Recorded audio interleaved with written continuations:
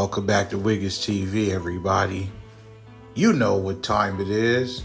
It's Forgotten Hood to LA time, man. Told y'all we ain't finna do no 4 episodes. We got a lot of hoods to cover, man. You know what? Today we gonna try another different format, man. I'm gonna break it on down like I did last time, but I'm gonna have one of my homies chime in for the most part. I'm gonna still, give my input here and there, but just for more accuracy and a different perspective, from other homies and other people that have been in the field longer than I have and for, got more experience on the streets of LA. I'd like to welcome my boy Baby Dog from Menlo Crips. You feel me? He gonna break it down. So let's get straight into it.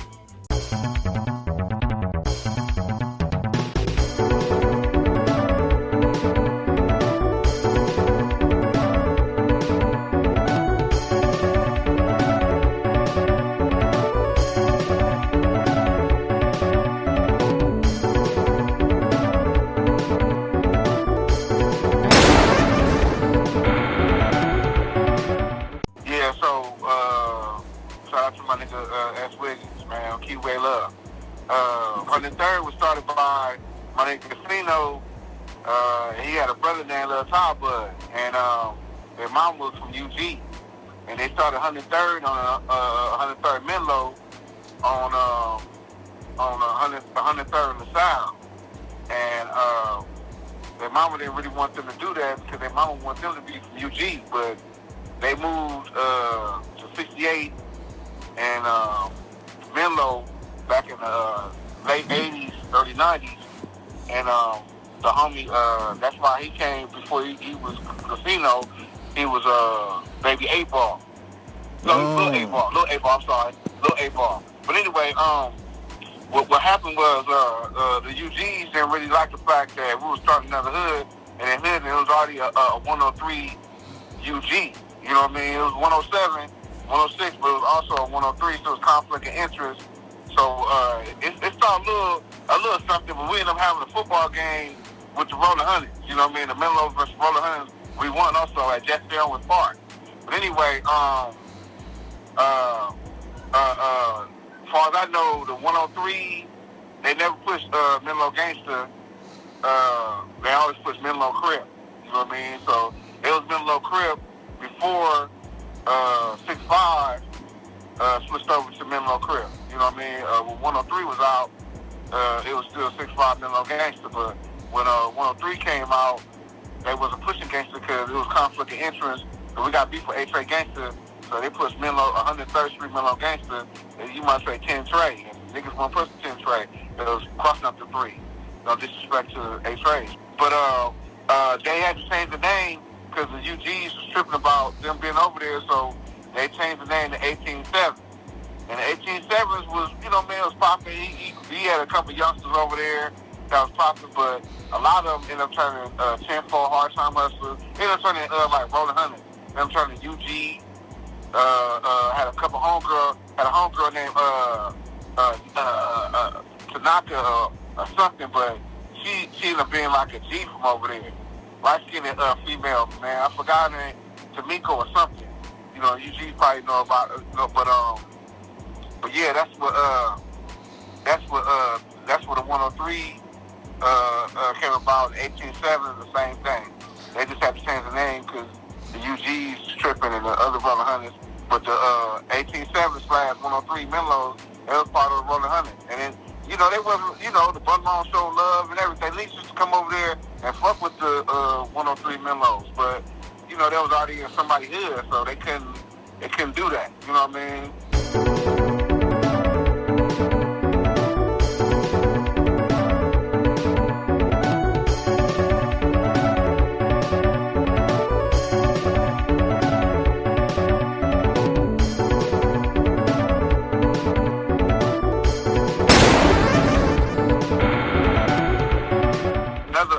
Another brief history. Over on 65th, between Figueroa and Broadway, there was some guys called themselves Westside Death Row Gangster Crip. I know they're not around because that's 16th East Coast hood. You know what I mean? All day. But I remember that. I remember meeting a guy from there.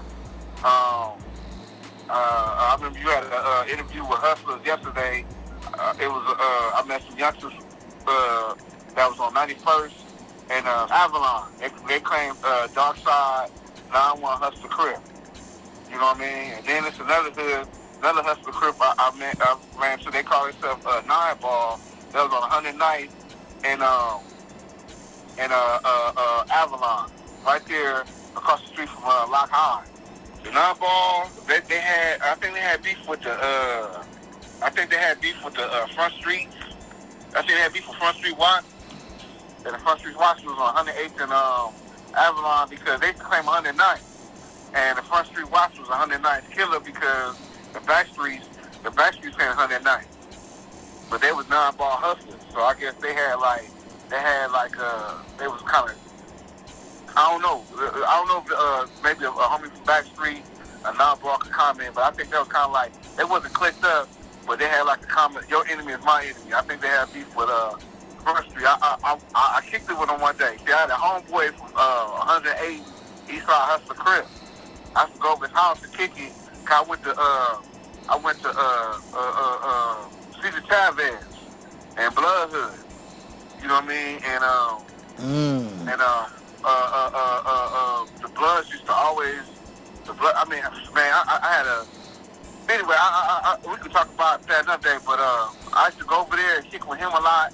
I used to ditch school because the Bloods, the Hacienda Village boys came up there deep, and I was smoking weed with he was my nigga. He when I first met him, he was claiming 9-7 Gangsta Crip. But then later on, we got banged. We was at the bus stop. We got banged on, and my nigga claimed 11 dudes Broadway Gangsta Crip. So I was confused. You know what I mean? Just like the A7 gangsters and A8 hard time hustler. I was locked up with a dude. I think he was Baby Magic. You know what I mean? From Hard Time. But no, he had Hard Time all over his body. But he said his name was something from A7 Gangsta Crip. So I thought that was kind of like confusing. That's why I was listening to what the homie was talking about yesterday from Sinfo, Neighborhood Hard Time Hustler Crip. We was talking about the A8s. I don't know if they all turned A7, but a lot of reputables that was from there that I seen tied it up with Hard Time. They claim A7 Gangsta Crip.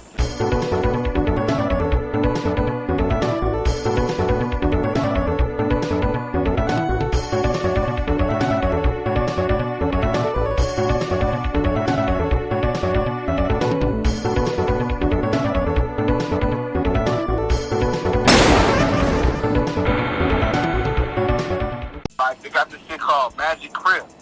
You know what I mean? They supposed to be they're supposed to play in neighborhood. They used to hang out on Crenshaw and 40-something with duelers and that. You know what I mean? So they call themselves Majestic Magic Crip. It's to put Magic Crip. You know what I mean? Then I guess they start pushing neighborhood or whatever, but it was shit called Magic Crip. Man, it was out for a little bit. You know what I mean? That was around the time when I told you 6'5", Dead Folks, Gangsta Crip was out.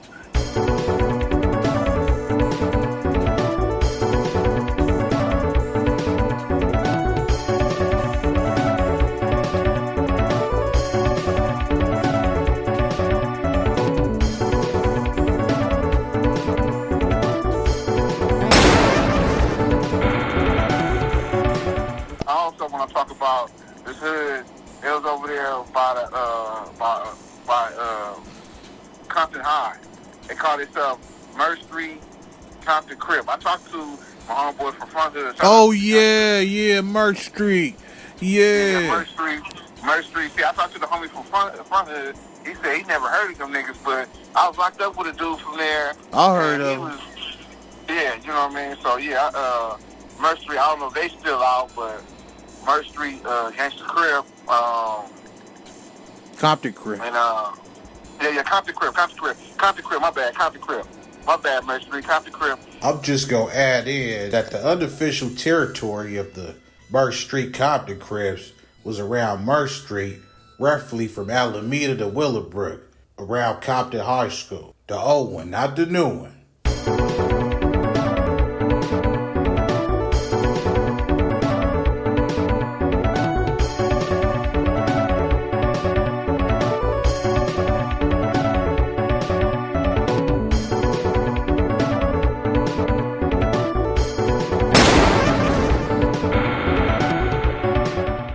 It was shit and watch called. They call themselves. I know you heard of Beach Town Mafia Crip. And I know why? you heard of Yeah, Blue watch. Gate Mafia. The Blue Gate Mafia Crip. I think But they got came two together, didn't they? The Blue Gate Mafia Crips and the Beach Town. Beach Town Mafia Crip. Yeah, they all together. Yeah. They all together. You know what I mean? At one time, Great Street, they had beef with all mafias. Except I don't think they had beef with Main Street, but Foreign Watts, there was Mafia K. You know what I mean? So I remember they was pushing that, and but it was the one hood called Hometown Mafia Crip. That was on 95th. I never heard of them, my nigga. Till I seen this Crip. I never heard of them till they had this Crip page, and there was all type of Crip hoods in L.A. I never even heard of them. That was one of them. Wow. You know what I mean? It was they call themselves 9-5 hometown. I heard 11A Home Street Watts. I heard of them. I never heard of Hometown Wow. Mafia Crip. Blue Gate Mafia Crips originated in and around Washington Court's apartments in the 1980s in Watts. Those apartments became a stronghold for this gang, and they named themselves after the Blue Gate that surrounds it. The borderlines go from 103rd Street to the south, Century to the north, and from Grandy to the west and Wilmington to the east. They are in alliance with all Mafia Crips in Watts, especially the 9-5 Beachtown Mafia Crips. The Beachtown Mafia Crips goes from 92nd to Century and from Holmes to Graham Avenue.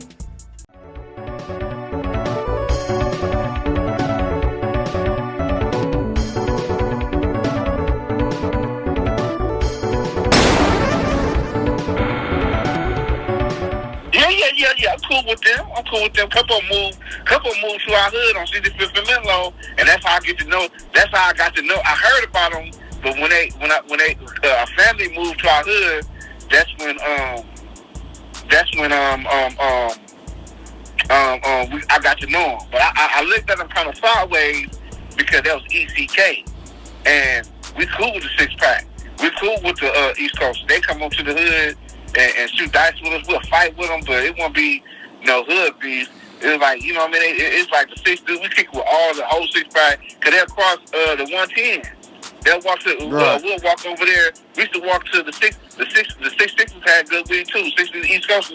We used to walk to 65th and Grand and fuck with them. You know what I mean? It was all love with the East Coasters, man. We never was, and then but it was kind of weird that the T-Zones, like, I used to fuck with them, and they used to diss the coast homies, and I felt kind of weird, you know what I mean? Because when you diss somebody that's an ally, it's kind of weird, you know what I mean? So, yeah, but the T-Zones, they good people, man. You know what I mean? They used to be 110th and Main, but they got ran out when they started beef with the 11 Juice Broadways. You know, I think they kick it over there with the Compton T-Zones over there on San Pedro, 157 and Alonzo, in that area.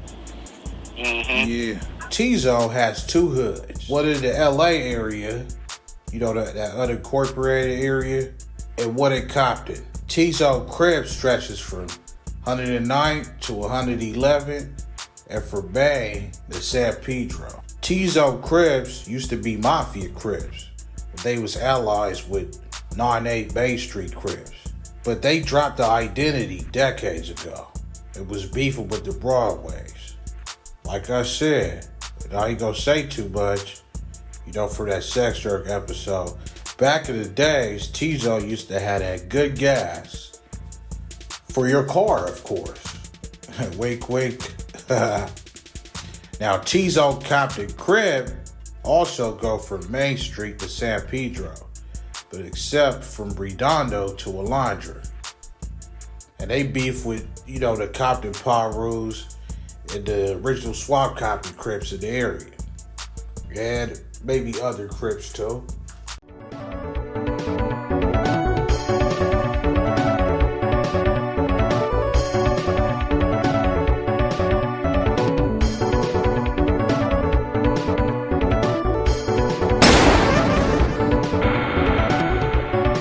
Well, Cartoon will tell you more, but I just know Ozone.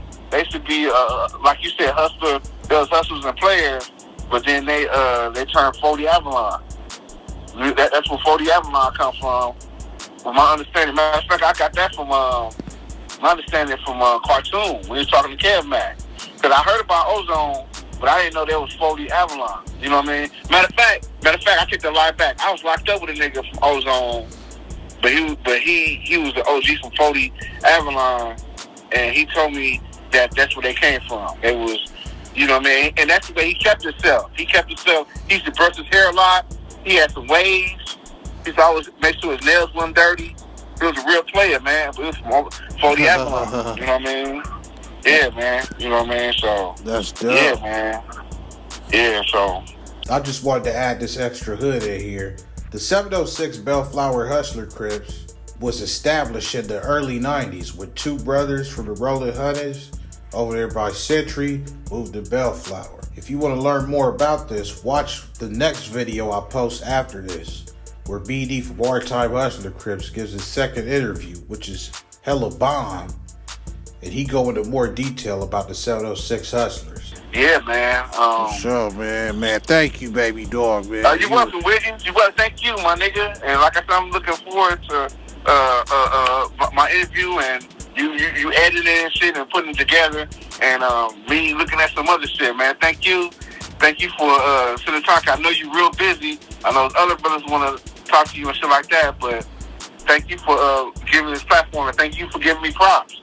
Cause I be thinking some of the shit I be saying, well, maybe it's bullshit. Maybe I gotta come with some better shit that means something. But like you saying, oh, that's some good shit. That's encouraging me, man. So thank you, Wiggins. But I'm gonna let you. I know you got kids and I know you got other brothers you gotta talk to, man. But keep up the good work.